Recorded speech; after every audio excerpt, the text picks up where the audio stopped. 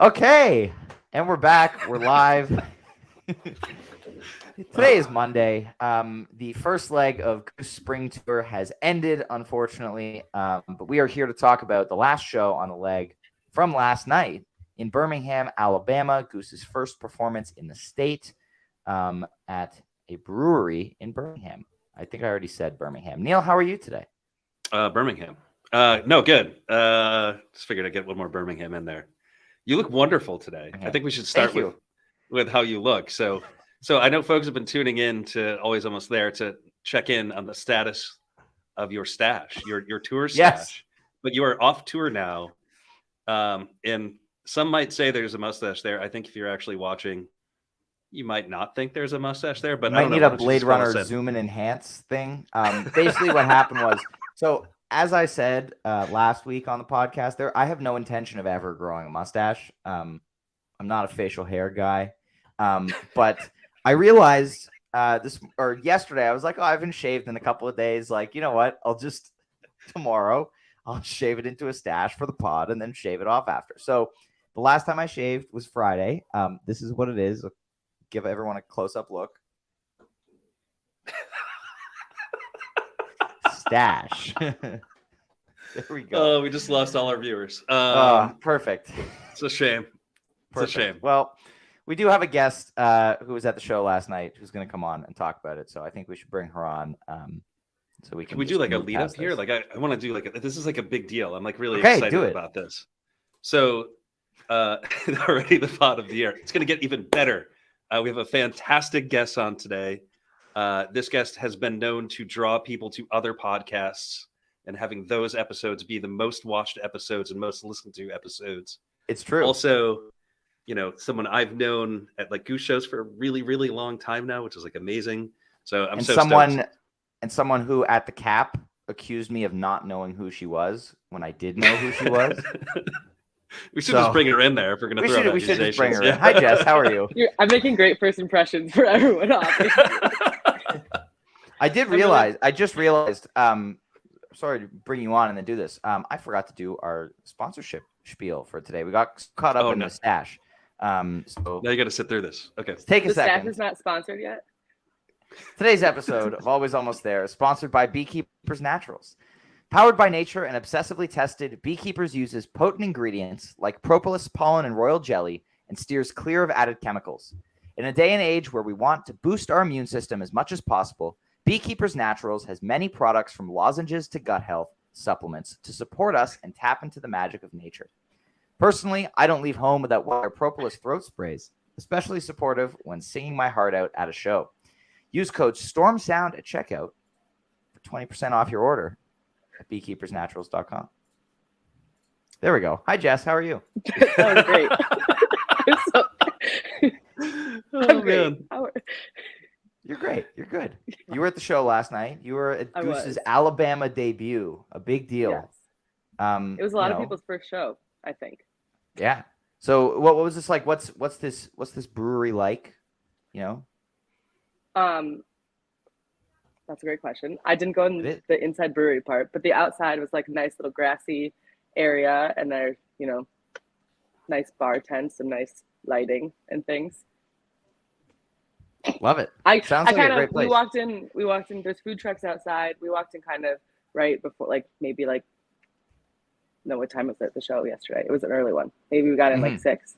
So we kind of beelined it right to a spot and tried to hold down some space.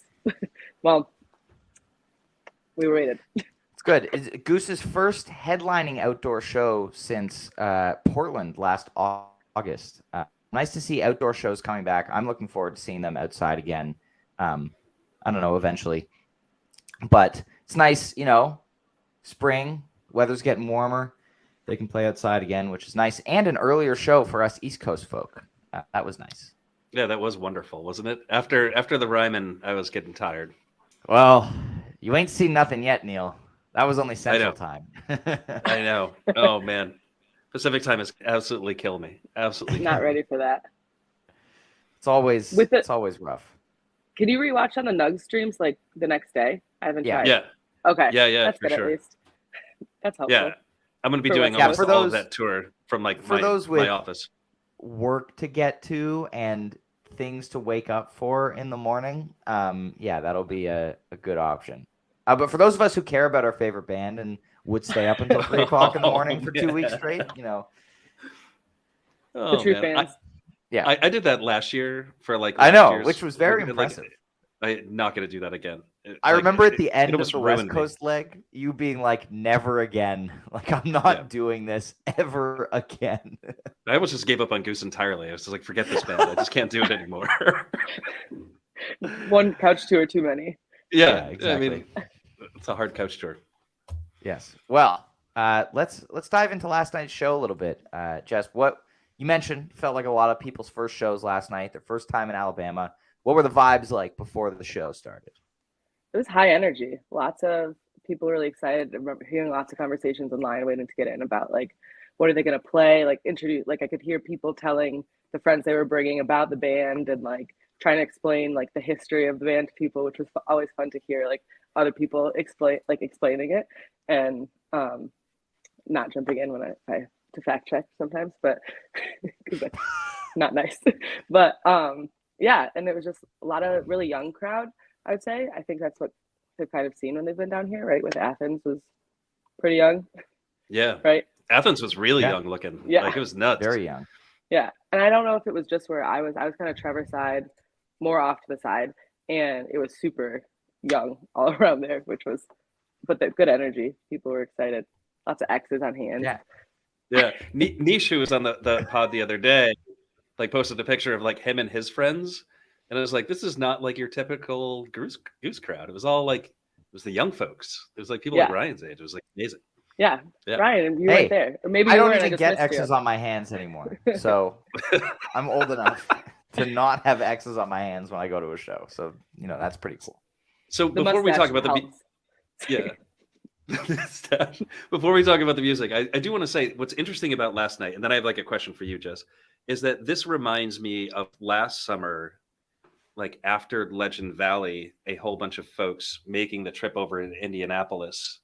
But like there was only some folks who made that trip. And then it felt like a lot of people's first like Goose show. And accordingly, we got like a set of Goose music that was very, what's the word?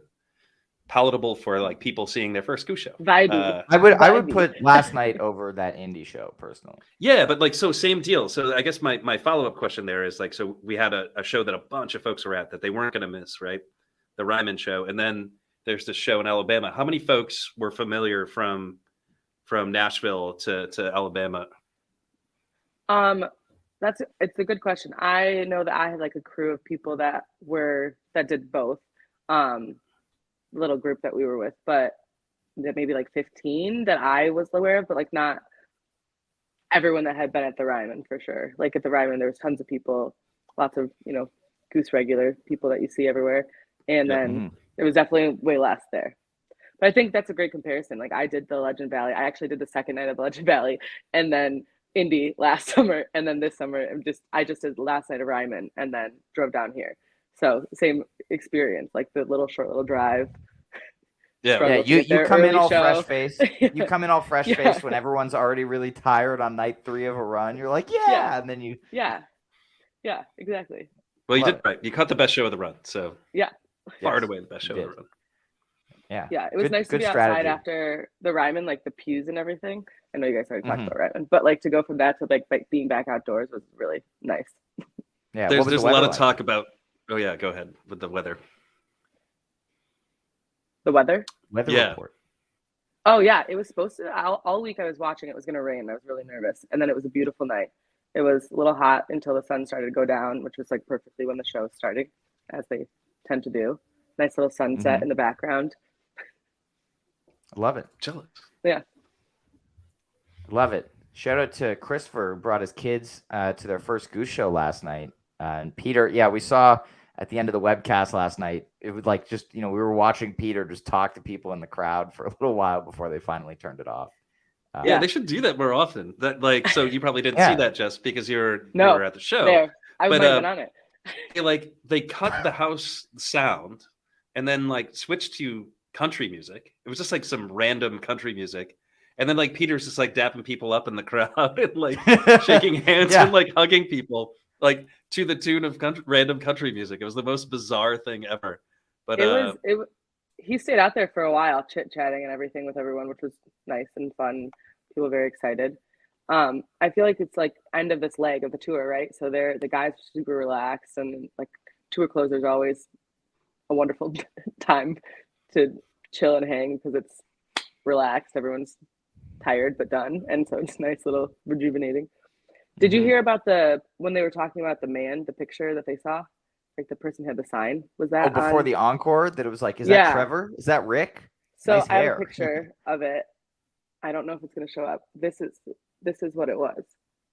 Is that Keith Urban? Have you seen this man? I think it's Billy Ray Cyrus. I don't really know. Right? But that's what they were holding up in the crowd that Peter was talking about. So I don't know what that is, but have you seen that man? We don't know the context, but we know that that's what it was. Yeah. Yep. So I love it. Billy Ray Cyrus. Keith Urban. This is the first time that Billy Ray Cyrus. Or is it Keith Urban? I don't know. Is that? I don't. It's either one of them. Certain.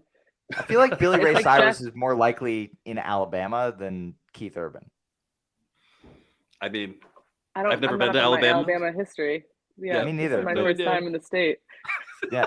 This is what today's podcast is all about, people. Is this? Let us know in the comments. Do you think that's Keith Urban or do you think that's Billy Ray Cyrus? We would like to know. We're going to post a Twitter poll after the pod. We have like 11 days left of being able to do polls on Twitter, so we're going to take advantage of it and put up polls like this. We're going to get to the bottom of this very important issue. Let's talk about the music a little bit. Okay. Let's go into what they played. Thank you, Ryan Molnar, as always. They open up with the Yeti. Great opener call. I assume people were enjoying this. Yes. People like the Yeti. And then perhaps the improvisational highlight of the night in the Echo of a Rose that came next. Some nice synth textures from Peter happening here. Obviously not as monumental as the last Echo in Philly. But this was a solid 13, 14 minutes or so. And I thought it was good early first set jam. But was the crowd digging it or were they looking for more rock and roll? I think that people were digging it. People were finding their space and kind of just easing into the show. I don't think I've mentioned this yet. My mom came down. This was her first Goose show yesterday. It was her first Goose show since 2018 when they played in Rochester with a very small crowd that I dragged my entire family to. And they were like, we don't like this music. Why are we here? And so she was brave enough now a few years later to come back with me. And I was like, it's a totally different situation. And it was during the Echo, I think she turned, she's like, they're better now. I was like, yes. Yes. Yes, they are. This is better. This is better.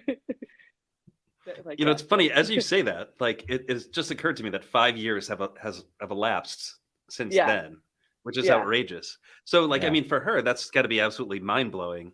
So, seeing Goose then, and now with the crowd, especially the crowd difference, and the crowd and the light and I mean, lots have changed. Yeah. So, an indoor Rochester crowd at a Goose show in 2018 is pretty different from an outdoor Alabama crowd with 2023 Goose too. I don't know, you could say that two very times. opposite ends of the spectrum. Yeah. Yep. I think it was Thursday too, but yeah. Yeah. So midweek versus Sunday night at a brewery in Alabama. Yeah. Yep. So first set continues. We get Callie and Earthling. Again, more fun first set tunes. Earthling was shorter than the last couple of versions, not quite as adventurous. Which is unfortunate because there's been some excellent jams out of that recently. But what were these two songs like? I've always loved the Earthlinger Alien, and I know that people have their opinions on when Peter directs it, but I've always loved that. I think it's so fun. And so we got a Take It Rich last night, right? And something about Trevor, I think. Those are the two I heard. But that was fun. There's always something about Trevor. Earthlinger Alien is a killer song. And it doesn't have to be a half-hour version. It's always good. And then this is an example of it. It comes right in the middle of the set. It gets people dancing after California Magic, doing what this song can do. It's a killer song. Yeah. And, so far this set too reads wonderfully, right? Like if you're at the show, you are having. Set. Yes. You said set 2. No. I did not you say said that. You said this set 2 reads wonderfully. As in also, Ryan. The set also reads wonderfully. You forgot. You didn't put a comma in there. You need a comma in there, Neil. For crying out loud. So in any case, this set reads wonderfully so far. I mean, this is a fun show to be at. And that's why I wanted to compare it to that show like in Indianapolis where like I was at that show and I had an absolute blast. So I had just done two shows at Legend Valley, which are, big jams. We talk about all that kind of stuff all the time. And then there was like this show in Indy, which was just like so much fun. And I had infinitely more fun at that show than I did at both Legend Valley shows. Same like kind of vibe here from this set. Like they're just going out there and they're playing the hits and like all the, the fun songs. And, if Earthling or Alien's like only, 13 minutes, 14 minutes, this one? Yeah. Like that's fine. Yeah. Bama is definitely better than Indy. I think that's also fair to say. Yeah. 100%. And the crowd was really digging it. Like the people, there's a group of guys behind me and they were like losing it when Earthling or Alien started. Like that's always fun. And then can I say what comes next? Yes, absolutely. Do the segue. Do it. And then like that's when people like really lost it. They were like losing it when that transition happened. When what transition happened? What song? Well, I said it, didn't I? No, tell us, Jess. Mississippi half step. Oh. Yes. Right? It's because, they're in the South. So Mississippi. It's actually Alabama we were in, though. I know. They're next door to each other. It's close enough. This is, fun fact, this is the longest gap between half steps since April 2019. This was 39 show gap for half step. Really? Last played in New Orleans in October. Okay. The next, the previously longest gap, which may be, based on the data we have on the website, was 98 shows from March 2018 to April 2019. But I know we're missing some data. It definitely got played during there because I definitely heard it every time I was in there. There's definitely some information missing. So this could be the longest gap in a very long Perhaps, yeah. Basically what we've learned here. But yeah, very excited to see this one again. Great cover. This one's really good too. I mean, half step can have like that sizzle, and like this one's got it. We've joked about this before, but like it's a killer song to throw into a set anywhere, and here it is again. I mean, it never fails. What else can you say about this? And actually, I do want to say one thing: the harmonies in this one were so on point when they were doing like the Across the Rio Grande part. Like Peter nailed it, like absolutely nailed it. Super good. Yeah. Great. Fantastic. And then we roll right into set closing. So ready. Perfect choice for a show like this. I feel like we all kind of knew it was coming. Neil, did you have this one on your fantasy last night? Yes, I did. Yeah. I absolutely picked this. You weren't making silly mistakes 2 nights in a row. Let's say that. No, that's right. Oh yeah. Okay. Let's talk about today's show. You weren't on the pod yesterday, and I had to make fun of you for not picking Madhavan in your absence. So I'm gonna do it a little bit here. Okay, but yeah, So Ready was great, fiery as always. Peter obviously grinning ear to ear and dancing around as Rick went to his peak at the end there. But I assume the crowd was loving this. Yes, for sure. Yeah. And I feel like this is when like the time of night switch where like all of a sudden Getty's lights are like way crazier. And I was up pretty close into the side, so I did not get like the full effect of all of it. But that's when, from my angle, like the night had come just enough to like really make a huge difference, which is always a fun time in outdoor shows. And this is one of those songs too where I think it is, how do I want to say this, like choreographed enough. There isn't much of a jam to this song, so he actually does have lights that are queued up for like this. Like you're getting like a well thought out, this is not an improv light show. This is like Getty spent some time before tour thinking about what these lights look like and did it. So I imagine that's probably pretty killer, especially like right as the sun's fully set there. Right. Yeah, I think it was, at least. It felt like it was. Yeah, there's always that moment. The feeling, yeah. So what was set break like? It was pretty good set break, only like half an hour long, which was nice. But yeah, what were the vibes like at set break? Yeah, I it was a lot of people, rush out to go do what they have to do. And then a lot of people immediately try to like fill in. So I think that was I don't know if it's just like the area or the specific crowd that was there. Like people did not like, I feel like a lot of Goose shows, especially like you have people who like, oh, you know how to hold your space. Like if you have a group of 5 people, 2 people run to the bathroom, you still have a space for the people when they come back. And it was like not quite happening like that. So I was like, these people are going to be disappointed when their friends all try to come back and there's no space for them. But it all got sorted out in the end, and as it does. But I kind of had to stay put. My mom was wandery, so she went off to go grab drinks, and then so we had to stay put. So I didn't get to scope out the whole feel of the rest of the venue during the time. But gotta defer to mom on that. Yeah, yes. Gotta let her go do her thing. So love it. But and yeah, it wasn't too short. Lines didn't seem too bad everywhere. It seemed love it in my experience. Then they come back for set 2, Fish in the Sea. Happy to see this one pop up again. First time since Okeechobee's, first time on spring tour that we've seen it. This is one of their best covers, full stop. I think I love it in the second set opening slot. Honestly, I thought it worked great here. And yeah, just killer version as always. Fan favorite for sure. Lots of people super excited about that. It's one of my favorite covers too. Mm-hmm. So yeah, saw this one at my second ever Goose show, and my second Goose show was 9/12/20, Yarmouth. Okay, yeah. And like it seemed like magic. That was like the slow ready Fish in the Sea. Yeah, that's a good segue. We had listened to them. We had listened to them practice it like all day. Like they were sound checking it like all day, like working. Oh, really? And so then when they played it, we had all just kind of heard it, or I had heard it for the first time in Bingo just a few months like earlier. And then, but yeah, there's something about it. And like, I imagine in that setting too, is probably really killer. Just super mellow, like kind of warm weather, early evening. Like that's like the perfect time for that song. It really was. Yeah. Killer song. And I mean, this whole set, like, I just can't wait to talk about every single one of these songs. I'm just going to say the same thing for everyone. Just like perfect choice. No, it really, this is a perfect choice.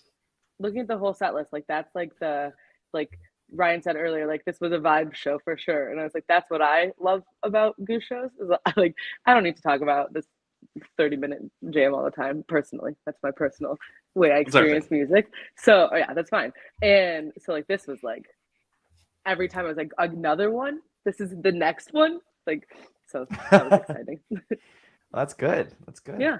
They knew that you were coming on the pod today, and so they played a show that was perfect for you to just say it was for good you about to talk over and about, over yes. again. Yeah. It was great. It was a fun time.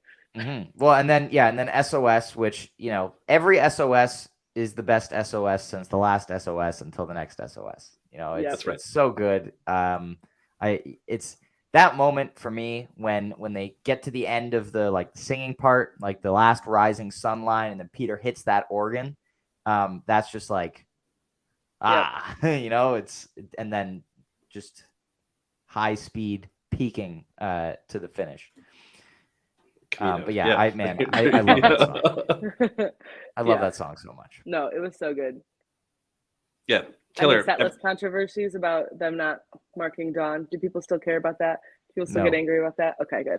No, I don't even know. Like, I don't know how it that was ever like that was became a minute. thing. Yeah, it was a thing because they played it separately from SOS once last year. Remember on West Coast tour when they did SOS and they confused and then everyone. Slow Ready, and then they played Dawn later in the show, and so then it got noted separately. Like if they played the So Ready jam separate from the song of So Ready, it would probably be noted as Satellite, but as part of the song, it's just part of the song. Yeah. I mean, we'll wait for that controversy to come. Sorry. That one like never made sense to me. I mean, I get it because like it went on the album differently, but like it was never, SOS as a song has been around for a very long time, right? Mm-hmm. And it was back in the day, it was never listed separately. So I don't know why he would start doing it now because they just decided to track it differently on an album. But yeah, it's because of that. Who knows?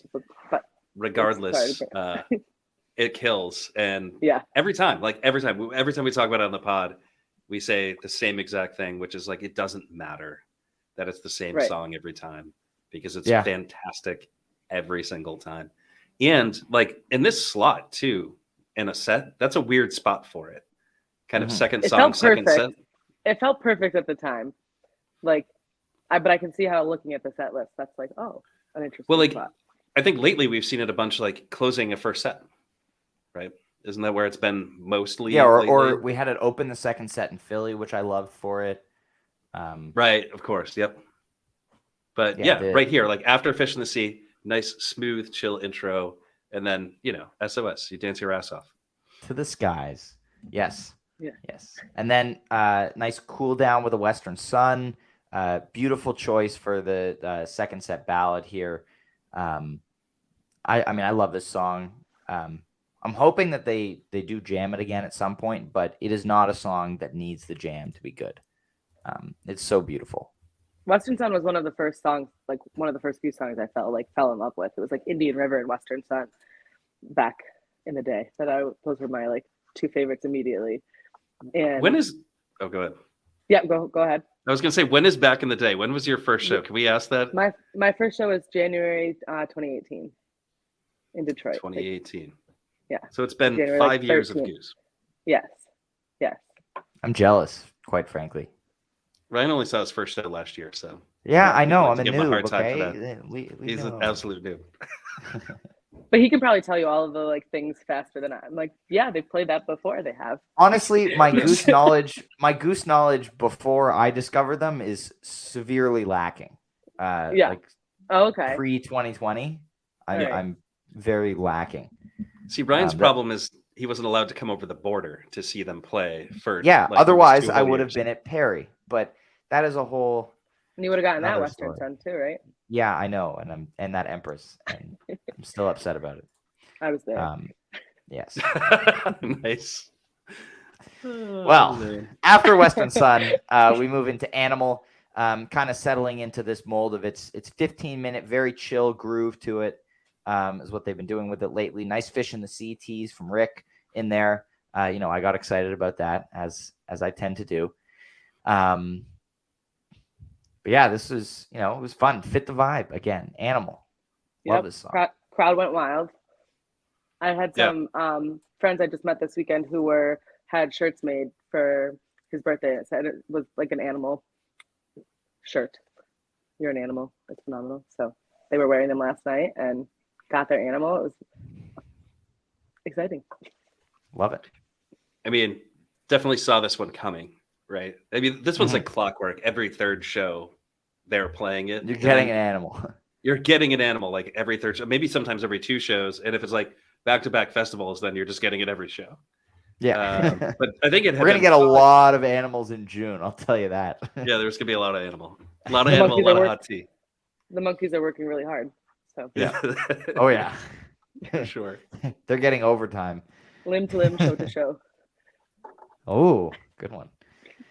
And then we get another cool down with 726. Obviously, again, just beautiful, beautiful song.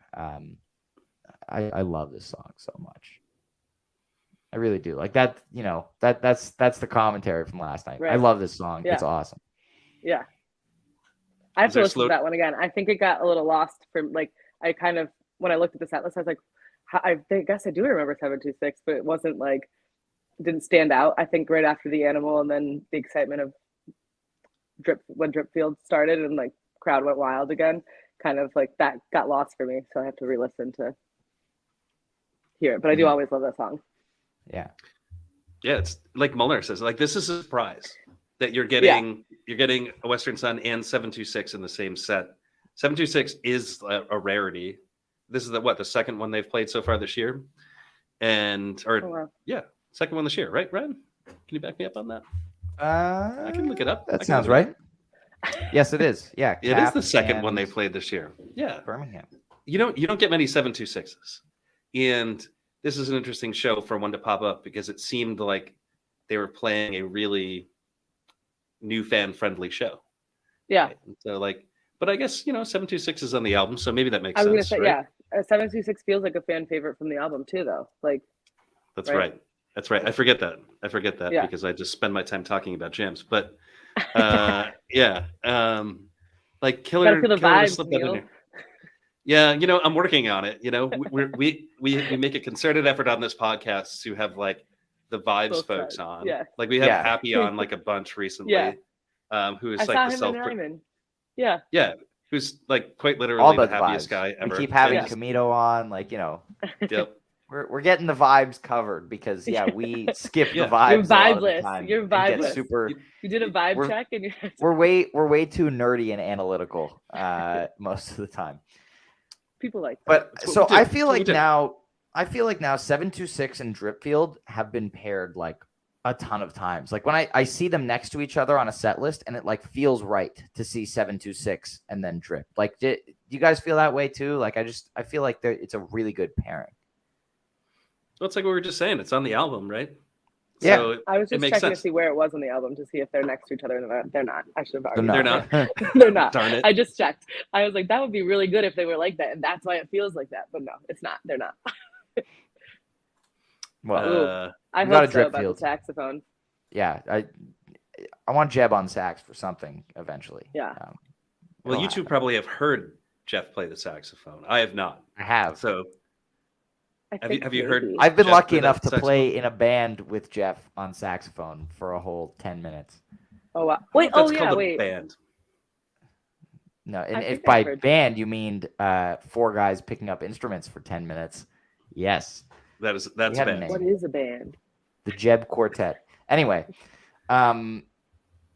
this Dripfield closed out the second set. I thought, and I think a lot of other people thought, that the curfew was 10, and so figured this was going to be a non-core Dripfield and take it right up to curfew, and it ended just before 10 o'clock, but they had time for an encore, which is great. Yeah. But, Dripfield is Dripfield, and Dripfield is awesome. I absolutely adore this song, and every time it's played. And once again, with the lights, that I think that Neil was saying about how with some of those like songs that Getty can have, it's like more pre-programmed parts of it too. Like, so like lights are always outstanding during Dripfield. When the first notes hit, this like dude appeared from nowhere right behind me, and he lost his mind about Dripfield. Like it was. Do you know that like meme guy from like Fish with like the red shirt and the spotlight, like that? The hood kid. Yeah, Yeah. It was like that kid was doing that. I was like, that's this moment right here. He was like in the purple light, like losing his mind. It was so exciting, and he was so happy. It's always fun to see. Yeah, agree. Drip is a top 5 Getty song. Thank you, Molnar. Yeah, killer. Yeah. And then a hot rum encore. Yes. As always, Oh, and we had the appearance of Billy Ray Urban at the encore break. Is that when it happened? Right before that. It was at the encore break. They were all. Okay. I think the band was like feeling silly or something. I don't know. What was going on, but maybe it's like, oh, it's the end of the leg of tour. But there was Rick and Peter were throwing some banter around. That Peter had Jeb hit his bomb a few more times, right? Which keeps like every time he hits that during a jam, it feels like for like 10 seconds after, it feels like there's no low end, like on the stream. Like either that affects it, it blows or it out. Yeah, it either blows it out, or it just everything else feels so much higher because of how deep that bomb sound is. But I think it's hilarious. Makes me laugh. Funny. Yeah, they were definitely feeling silly. I feel like that's what we get with that, like this end of leg tour. It reminds me of like Philly last year, like the second night of Philly, like that kind of feel like they were bantery. Very different show, too. Though. Very different show, but like silly vibes from them. Yes. I don't know. Yeah, well, I imagine they're exhausted, right? Like you just do 3 nights at the Ryman, and then you immediately get in a car, and then you do that. How long of a drive was it from Nashville to Birmingham? 3 hours, yeah. 3 hours. I slept in the car, so it went really fast for me. Not that bad, I guess, but like, I mean, that's a couple exhausting runs there. I mean, I'm still tired from Philly, and like I got back like a week and a half ago. Yeah, I'm sure they're just like waiting for their opportunity to like, wash their socks and take a nap and whatever. Like, and it must be like really, really exciting, like to be in that moment, just like, like, hell yeah, like I have nothing to do tomorrow. It's like the weekend, but like amplified times a million because, you know, you haven't slept in 72 hours. They focus on sleeping. When you were at the Arebo question and answer thing, right, Neil? Oh, yeah, food and water. Food and water, naps. And sleep. Food, water, and sleep. Food, water, sleep. Meals. Eating. Nourishment. Oh, man. That was so good. That's so good. So you listened to that. That was fantastic. I was there. You were there? Yeah. I didn't see you there. Sorry, Neil didn't recognize you. Neil doesn't know me. You were. Yeah. We've known each other for years. Where were you standing for that show? In the way back. See, we were right at the bar. So. Yeah. I was tucked in like right in the corner, like in front of like Peter's video camera. We were on video camera. I saw you. We've went to the bathroom. We've talked about that. we've been over that. Well, yes, Peter probably needs to wash the Mets shirt. I mean, there's all kinds of clothing washing that needs to happen after. Not last night, but the night before. Speaking of items of clothing, shout out to not shout out, but if anybody has a lead on Rick's Chuck Taylors, they went missing at the airport. If anyone knows anyone from Delta or the West Palm Beach airport and can help find Rick's bag with his Chuck Taylors. When were they last seen? I'm wondering, because he was wearing probably when they got to the airport. He was wearing maroon Chucks last night. Interesting. I wonder if they did they have to fly from West Palm back to Connecticut? Like, is that the flight? Does that make sense? Are there no flights from Birmingham? I don't know. That's a great question. Interesting. Maybe he had different shoes on last night, so I don't know if they were lost before this. So if anyone has a lead. Yeah. Not to mention the fact that like if somebody does find those, they're not going to be like, oh my, we must take care of these. Someone's definitely looking for that. Oh my God, this is. They must not be listening to the songs. But you know what I'm saying? They look so dirty and so old that like. I assume they're in a luggage, right? I don't think they're just like one lone pair of shoes, like traveling. Yeah. Well, there's not like a luggage anything slap to check. on. Like, yeah, my shoes. Like they have to be in a container of some sort that probably has other belongings. Don't you? True, think? But probably. I mean, if you've seen the rest of Rick's very limited wardrobe, it's probably the same deal, which is like this belongs in the garbage. I don't know. Neil, that's well, I'm just saying, like he wears like the same like 3 shirts, like on a tour. Like after a while, Peter wears the Mets shirt like every 3 shows. That's true, but I mean, he hasn't had that long. That's adorable that he's wearing the Mets shirt every 3 shows. The story is like really, it's cute. It's a cute story. It is.